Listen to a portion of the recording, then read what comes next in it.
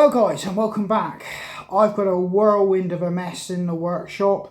I've got to get back in there. Unfortunately, I started a job last night and I got engrossed in it, and I varnished those 7 hiking sticks there. They're varnished so they're indoors because it's damp, wet, and the varnish won't go off properly in those conditions in the shed. So basically, if I varnish and it's those conditions, they're in here. So I'm not that popular with the missus. So that one aside, by the time I'd done that and got this in, I then started on going through my rack of last year's harvest, which I'm sorting to get ready because I've now got to move that into a second phase of drying. I need the room available for this year's harvest. So I started that job, got caught up, couldn't continue it. This morning I had to go out on a job which has took a lot longer than was expected. So I completed that job, handed the keys back to my boss from the driving job, and then basically I've got home. But I've now got to go into the workshop and pretty much finish what I started.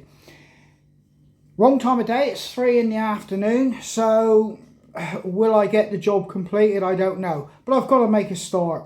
And that harvest is now not just over the hill and I'm walking over to it.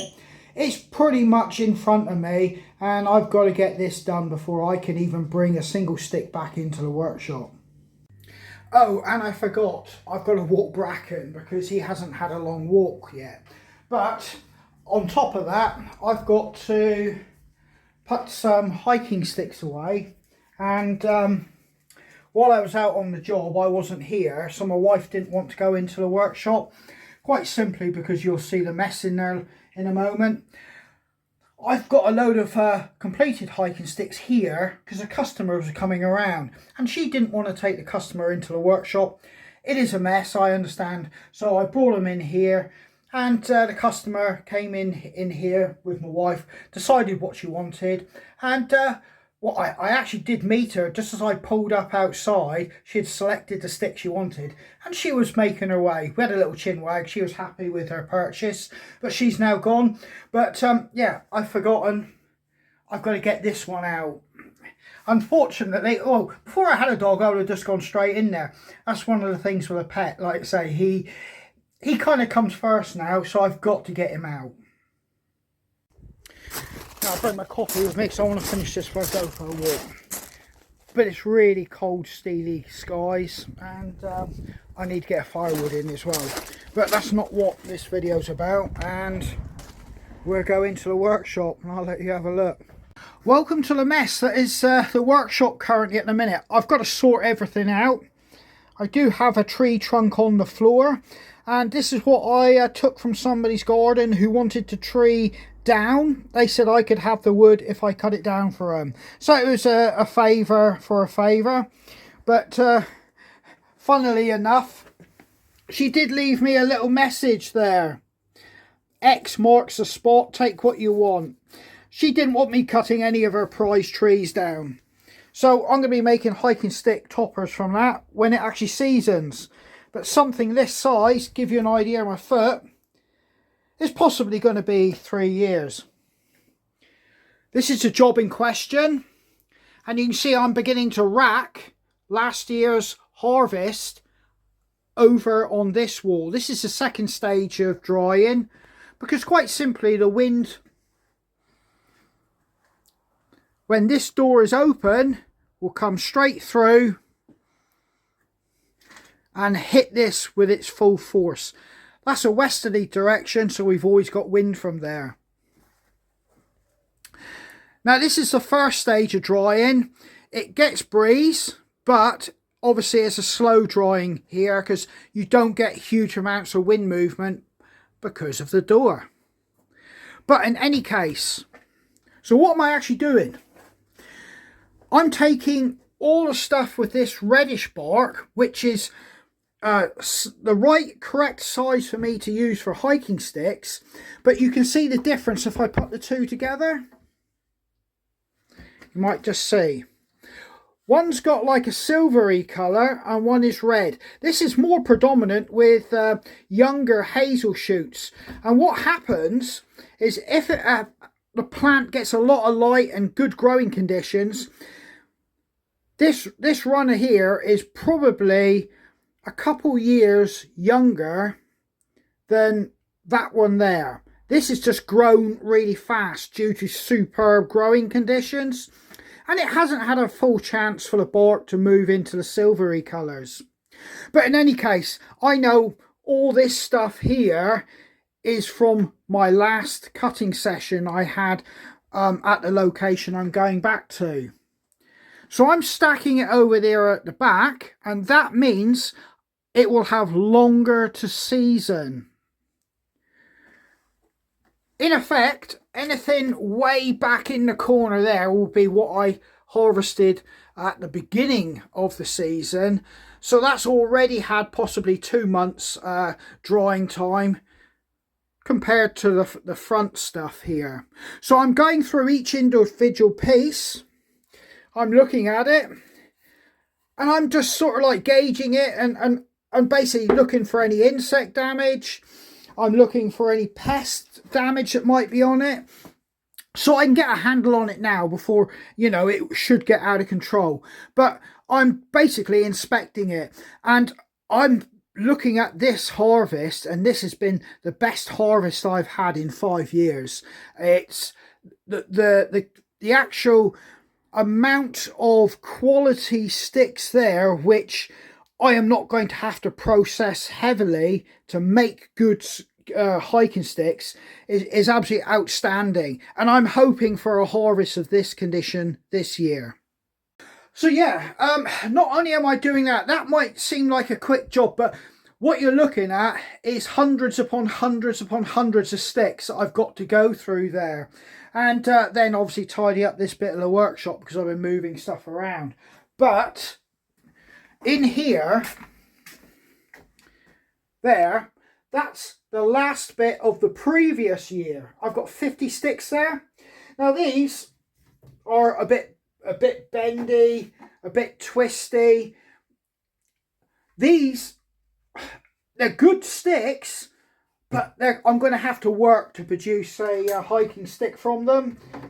That's pretty much why they were left, you know, last in the rack, because it meant more work. And human nature, you always pick out the easiest bits you can work, you know, the quickest and fastest.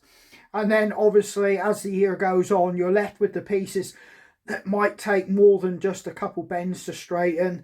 You've got something that's got like 6 or 7 bends you've got to get out of it. But yeah, I've got 50 pieces there to work. I've already sized off, what's that, 6 pieces there that I've got to straighten. I've got my jig up here ready to go, and I've got 1 piece there which I've debarked, but I do see I want to get 1 small bend out by the handle. So before I go any further, I've got to do that. So yeah, when I'm looking at these sticks and everything like that, this one's a tall one, I won't get that. I'm kind of looking for the actual, this is a really long one. Perhaps that wasn't a good idea to pick this one. Basically, I'm just scanning it, looking for insect damage or possibly rodent. I've got cats living in here, so that's not really that big an issue for me. But some cases you will get like mice or something nibbling at wood. So I'm just looking at it, making sure that, you know, it's just a good quality piece of wood, and it's worth actually, you know, going to work. You can see it's got a few bends in this, but this is a super, this here has got to be above 8 feet tall. It's touching the ceiling, and it's on a bit of an angle there.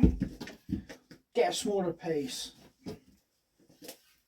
This one here, I've got a dog leg in this one, make an interesting handle.